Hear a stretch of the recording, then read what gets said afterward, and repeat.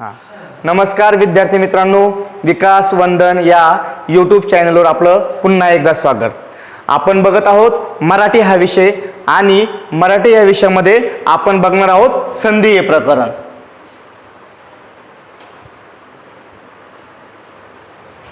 बघा मित्रांनो, संधी हे प्रकरण आपण चालू केलेलं आहे आणि या अगोदरच्या व्हिडिओमध्ये आपण स्वर संधीचे संपूर्ण नियम अभ्यासलेले आहेत.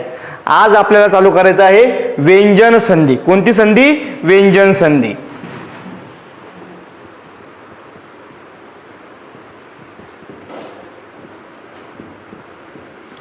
बघा, स्वर संधीमध्ये एकत्र येणारे दोनही वर्ण काय असायचे? तर दोन्ही वर्ण स्वर असायचे. आता या व्यंजन संधीमध्ये एकत्र येणारे वर्ण कोणते असतात हे सुद्धा आपल्याला माहित पाहिजे. बघा, व्यंजन संधीमध्ये 100% या ठिकाणी व्यंजन हा पहिला वर्ण असणार आणि दुसऱ्या शब्दातील पहिला वर्ण तुमचा एकतर व्यंजन असेल किंवा तुमचा काय असेल? स्वर असेल. आणि यांच्या एकत्रीकरणातून जी संधी तयार होते त्या संधीला काय म्हणायचं असतं? तर याला म्हणायचं असतं व्यंजन संधी. कोणती संधी म्हणायचं असतं? व्यंजन संधी. व्याख्याच काय असती? आज दिलं असतं बघा, पहिल्या शब्दातील शेवटचा वर्ण व्यंजन असेल आणि त्यापुढे येणारा वर्ण व्यंजन किंवा स्वर असेल तर यांच्या पासून तयार होणारी संधी, यांच्या एकत्रीकरणातून तयार होणारी संधी कोणती संधी? तर व्यंजन संधी. या ठिकाणी आपण हे शॉर्टकट मध्ये लिहून घेतलं, ठीक आहे. किंवा बघा, व्यंजन प्लस व्यंजन ऑब्लिक स्वर बरोबर व्यंजन संधी असे तर समोर लिहितो, ठीक आहे. व्यंजन संधी. बघा मित्रांनो, आता व्यंजन संधी शिकत असताना आपल्याला स्पर्श व्यंजने माहित पाहिजे, कारण की या स्पर्श व्यंजनावरच अवलंबून तुमचे किती 3 संधी प्रकार आहेत. कोणकोणते? बघा, नंबर 1 आहे प्रथम व्यंजन संधी, नंबर 2 आहे तृतीय व्यंजन संधी आणि नंबर 3 आहे तुमची अनुनासिक व्यंजन संधी.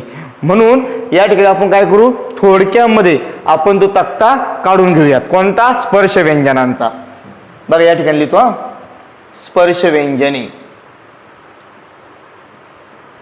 स्पर्श व्यंजने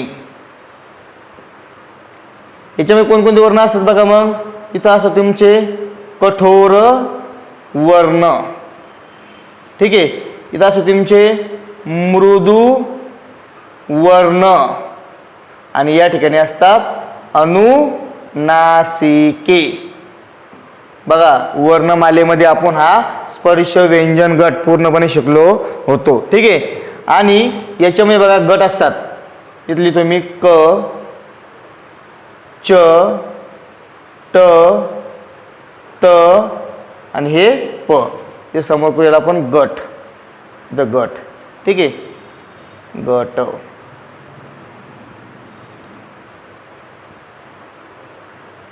हे घेतले आपण गट. आता बघा, याच्यामध्ये कोणकोणते असतात ते आपण लिहून घेऊ. क, ख, ग, घ, ग. कोणाला नाही म्हणतं, ठीक आहे. च, छ, ज, झ, त्र. इथं बघा ट, ठ, ड, ढ, न. इथं आहे त, थ, द, ध, न. आणि या ठिकाणी आहे प, फ, ब, भ आणि हे म. बघा, असे आपले हे स्पर्श व्यंजने आहेत. स्पर्श व्यंजने आहेत. आता आपल्याला चालू करायचं आहे व्यंजन संधी आणि व्यंजन संधीमध्ये पहिला नियम असतो. बघा, या ठिकाणी पहिला नियम लिहितो प्रथम व्यंजन संधी. प्रथम व्यंजन संधी काय असतं बरं? आता या प्रथम व्यंजन संधीमध्ये, तर या प्रथम व्यंजन संधीमध्ये तुम्हाला काय केलं असतं?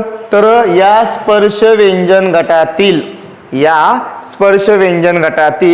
हा अनुनासिक सोडून म्हणजे इथं अनुनासिके येणार नाही. अनुनासिके सोडून कोणताही वर्ण हा काय असेल, पहिला तुमचा वर्ण असेल, पहिल्या शब्दातील शेवटचा वर्ण. आणि त्यापुढे येणारा वर्ण कोणता असणार आहे, तर तो असणार आहे कठोर वर्ण. कोणता वर्ण असणार आहे, कठोर वर्ण असणार आहे. असं जेव्हा असन तेव्हा तुमचा जो पहिला वर्ण असतो तो ज्या गटातला आहे त्या गटातलं पहिल्या क्रमांकाचा वर्ण त्या पहिल्या वर्णाचा तुम्हाला घ्यावा लागतो आणि संधी तयार करावी लागते. यालाच म्हणलेलं असतं प्रथम व्यंजन संधी. या ठिकाणी आपण शॉर्टकटमध्ये लिहूयात. बघा काय आहे, पहिल्या शब्दातील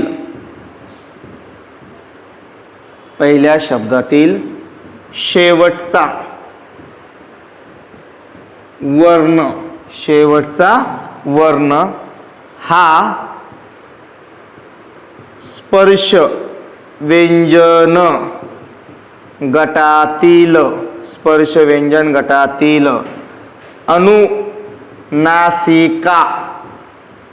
अनुनासिका शिवाय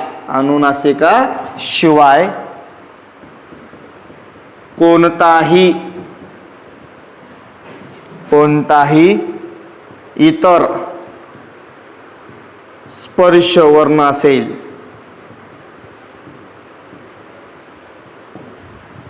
आणि त्यापुढे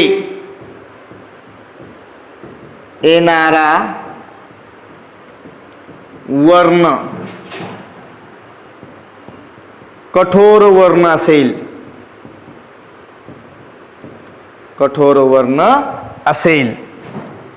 तर बघा काय म्हणतोय, तर पहिल्या वर्णाच्या जागी तो ज्या गटातील असेल त्या गटातील पहिल्या क्रमांकाच्या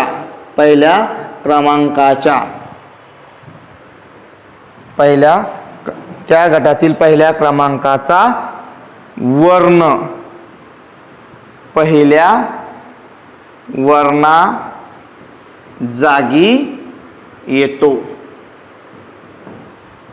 आणि संधी होते.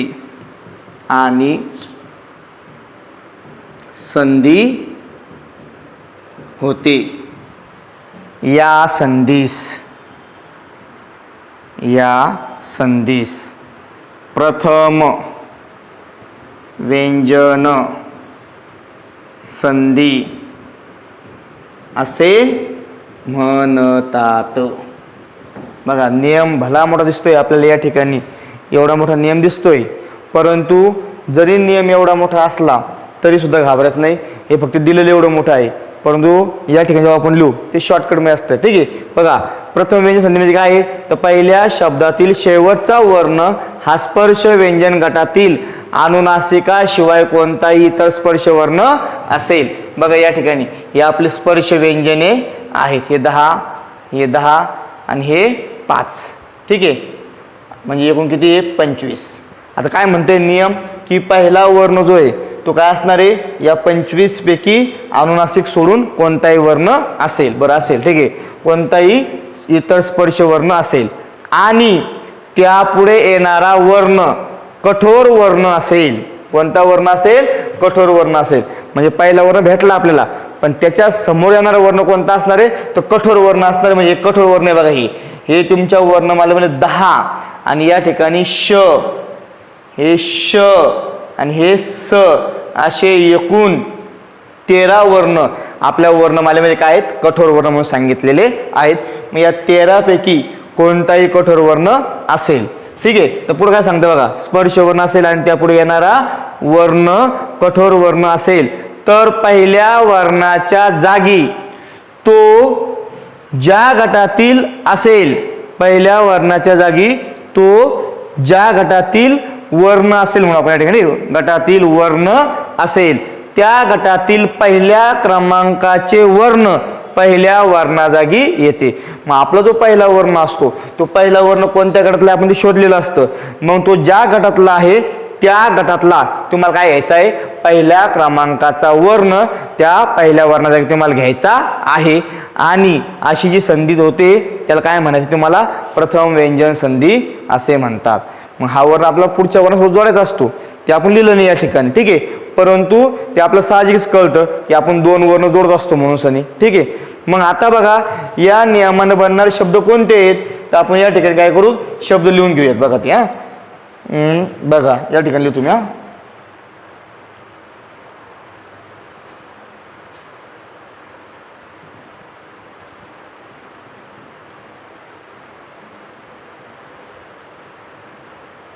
वाघ अधिक प्रचार, ठीक आहे. त्यानंतर बघा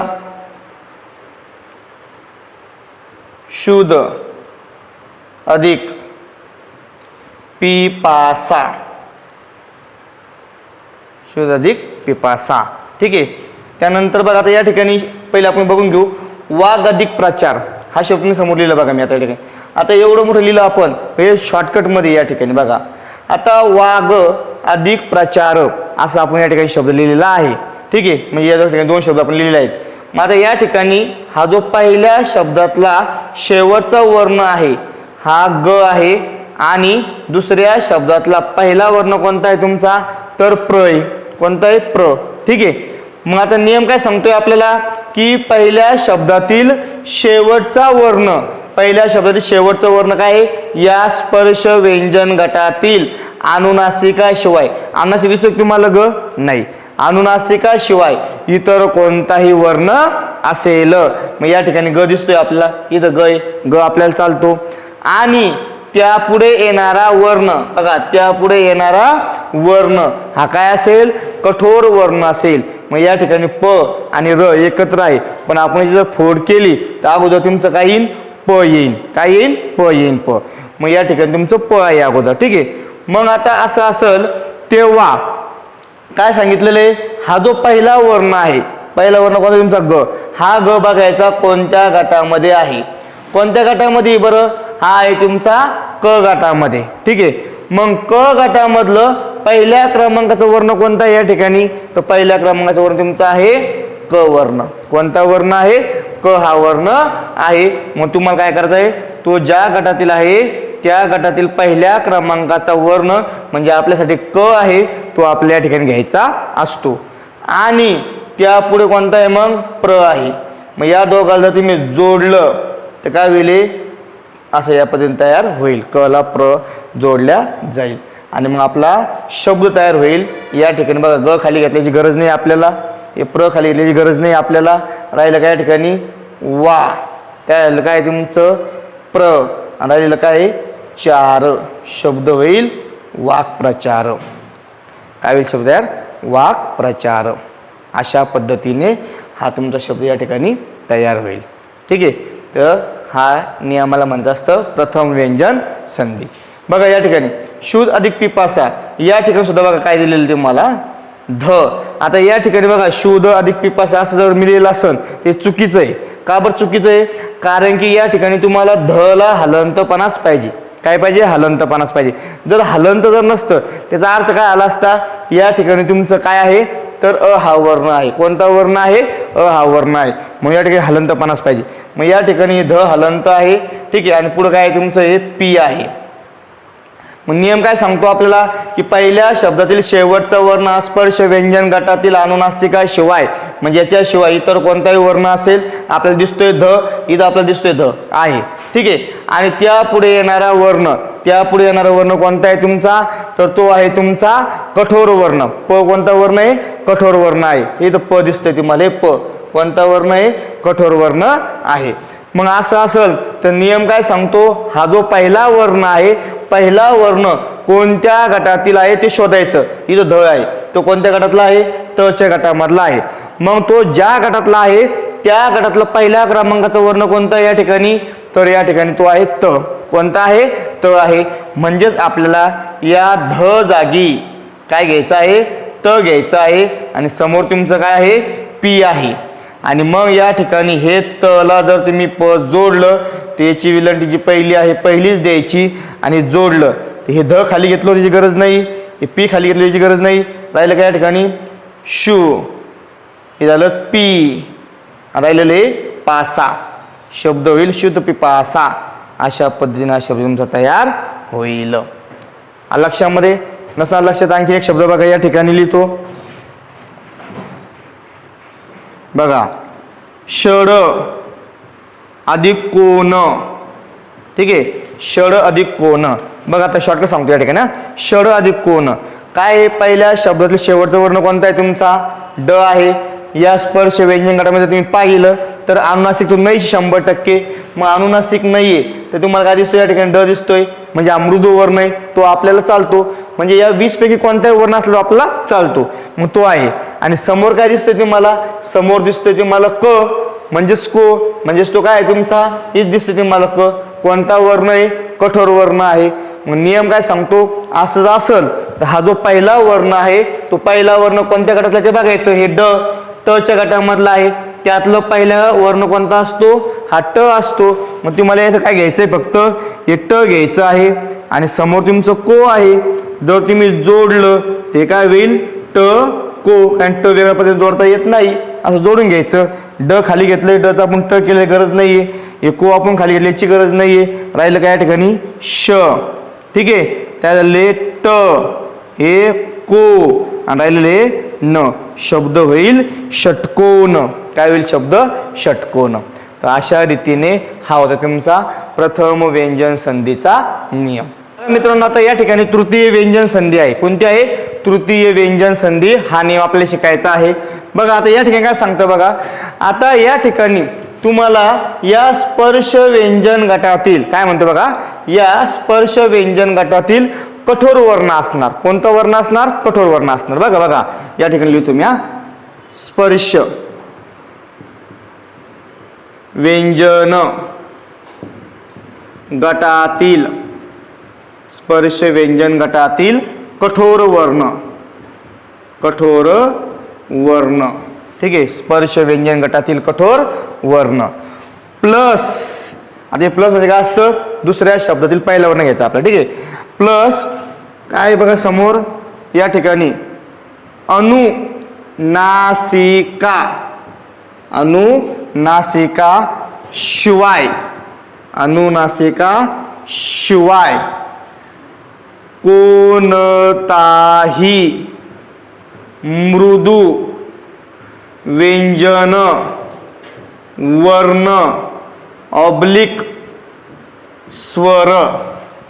ठीक आहे, मृदू व्यंजन वर्ण, ठीक आहे, किंवा स्वर असेल, स्वर असेल तेव्हा बघा, तेव्हा कठोर वर्णाऐवजी, कठोर वर्णाऐवजी तो ज्या गटातील आहे, तो ज्या गटातील आहे त्या गटातील तिसऱ्या क्रमांकाचे, तिसऱ्या क्रमांकाचे वर्ण, तिसऱ्या क्रमांकाचे वर्ण त्या जागी घ्यावे आणि पुढील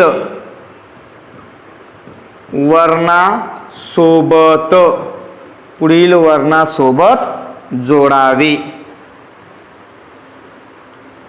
जोडावे. या संधी नियमास, संधी नियमास, संधी नियमास काय म्हणतात? तृतीय व्यंजन संधी असे म्हणतात, असे म्हणतात.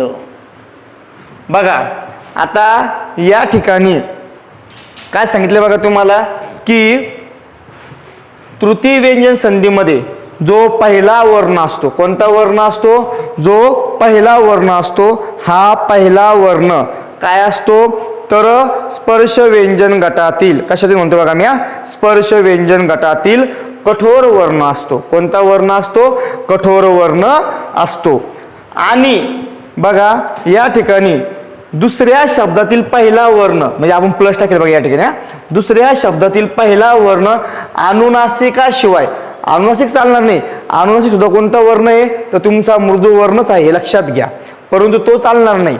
पण तो सोडून सनी इतर कोणतेही मृदू व्यंजन वर्ण असेल किंवा स्वर असेल किंवा स्वरादी असेल, स्वरादी सुद्धा चालतं बरं का, हे लक्षात घ्या. तसं जर म्हणलं ना तर कठोर वर्ण सोडून बाकी राहिली सगळी वर्ण मला कोणती तुमची मृदू वर्णांचीच आहे. मग त्या मृदू वर्णांपैकी कोणताही वर्ण आला अनुनासिक सोडून तर तुम्हाला नियम काय सांगतोय, तो पहिला वर्ण ज्या गटातला आहे त्या गटातला नंबर 3चं वर्ण. बघा नंबर 3 म्हणजे 1 नंबर, हे 2 नंबर, हे 3 नंबर, हे 4 नंबर आणि हे 5 नंबर असे नंबर असतात बघा याचे. ठीक आहे, म्हणजे मग आता बघा या ठिकाणी आपण शब्द घेऊ, हे तुम्हाला सोपं जाईल. ते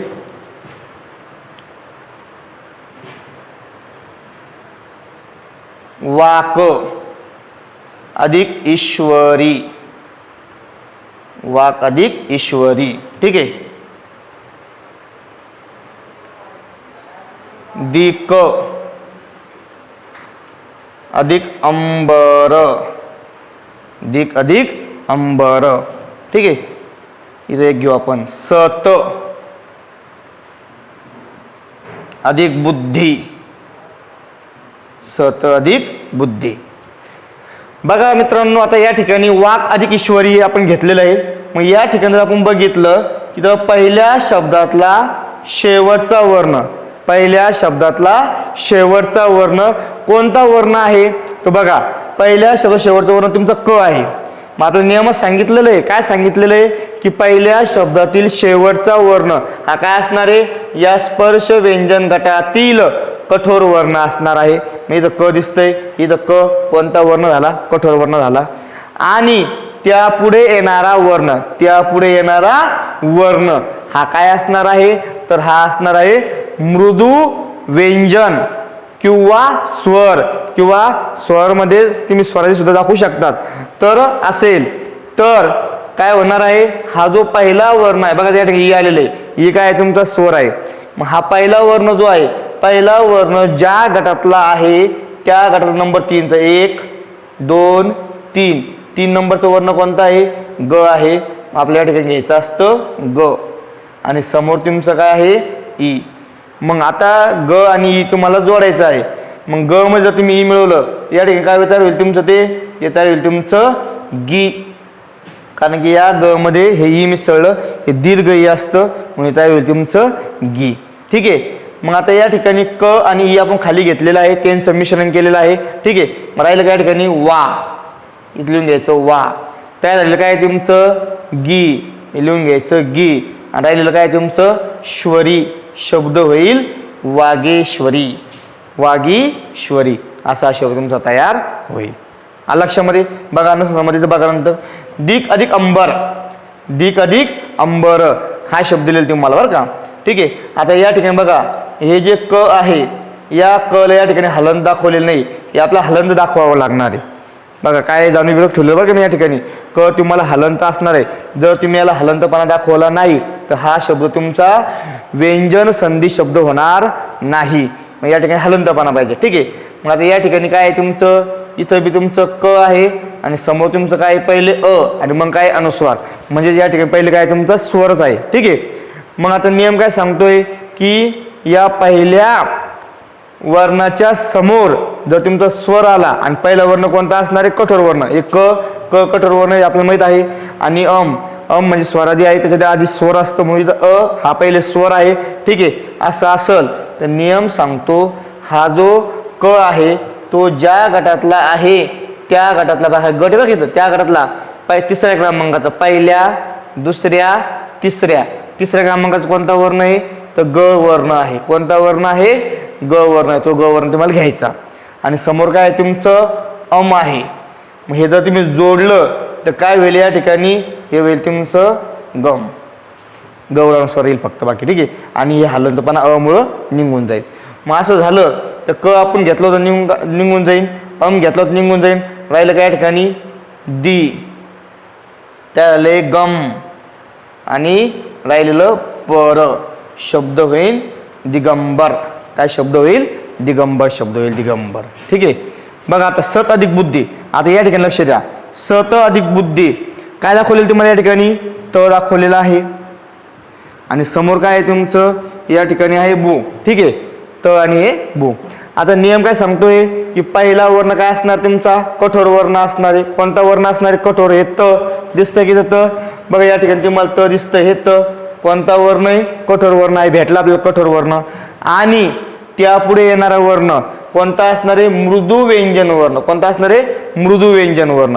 मग ब बघा या ठिकाणी तुम्हाला हे 10 आणि हे 3 13, हे 13 कठोर वर्ण जर सोडले तर बाकी सगळे व्यंजन हे तुमचे कोणते असतात, तर ते तुमचे असतात मृदू व्यंजन. कोणते असतात, मृदू व्यंजन.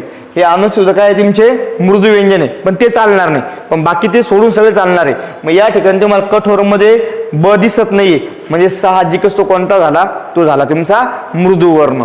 ठीक आहे. मग मृदू व्यंजन वर्ण आहे म्हणून काय करायचं, हा जो त आहे, हा त कोणत्या गटामध्ये ते बघायचं, तच्याच गटामध्ये.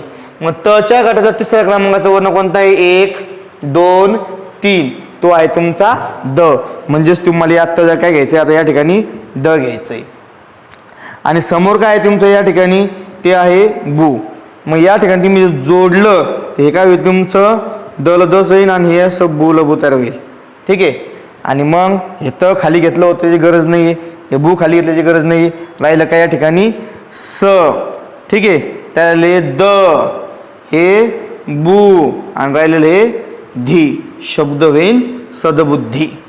काय शब्द होईल, सतबुद्धी असा शब्द तयार होईल. लक्षामध्ये या पद्धतीने आहे. किंवा नसणार बघा, अप अधिक ज, अप अधिक ज. शॉर्टकट सांगतो बघा. पहिल्या शब्दाला शेवटचा वर्ण, पहिला शब्द अप आहे, त्यातला शेवटचा वर्ण कोणता आहे तुमचा, प आहे. प काय तुमचा कठोर वर्ण आहे, इथं प दिसतंय तुम्हाला, ते कठोर वर्ण आहे. दुसऱ्या शब्दातला पहिला वर्ण ज आहे, ज हा काय आहे, मृदू वर्ण आहे. मृदू वर्ण आहे का बघा. जर या 13 पैकी जर नसन तर साहजिकच तो तुमचा काय आहे, मृदू व्यंजन वर्ण आहे, आणि तो अनुनासिक सुद्धा नाही. असं असल तर तुम्हाला नियम सांगतो आहे, प हा वर्ण ज्या गटातला आहे, प हा वर्ण पच्याच गटातला आहे, तो ज्या गटातला आहे त्या गटातला तिसऱ्या क्रमांकाचा वर्ण तो तुमचा आहे या ठिकाणी ब. कोणता आहे, ब आहे. तुम्हाला ब घ्यायचा आहे. आणि समोर तुमचं काय आहे, ज आहे. ते जर तुम्ही जोडलं तर हे होईल ब ला जब ज. ठीक आहे. मग हे प गेलं, हे ज गेलं, राहिलं काय या ठिकाणी अ, आणि त्याला ब ला ज, शब्द होईल अब्ज. तर अशा रीतीने ही जी संधी आहे, ही संधी आहे तृतीय व्यंजन संधी. तिसऱ्या क्रमांकाचा आपण वर्ण घेतो, मग याला म्हणलेलं आहे तृतीय व्यंजन संधी. तर अशा रीतीने हे आपण आज स्वर संधीचे व्यंजन संधीचे आपण 2 नियम अभ्यासले. त्यातला एक होता प्रथम व्यंजन संधी आणि हा होता तृतीय व्यंजन संधी. मी अशी आशा करतो तुम्हाला हे दोन्ही नियम समजले असतील. तर या व्हिडिओला लाईक करा, सबस्क्राईब करा आणि आपल्या मित्रापर्यंत पोहोचवा. या ठिकाणी आपण थांबूया. धन्यवाद.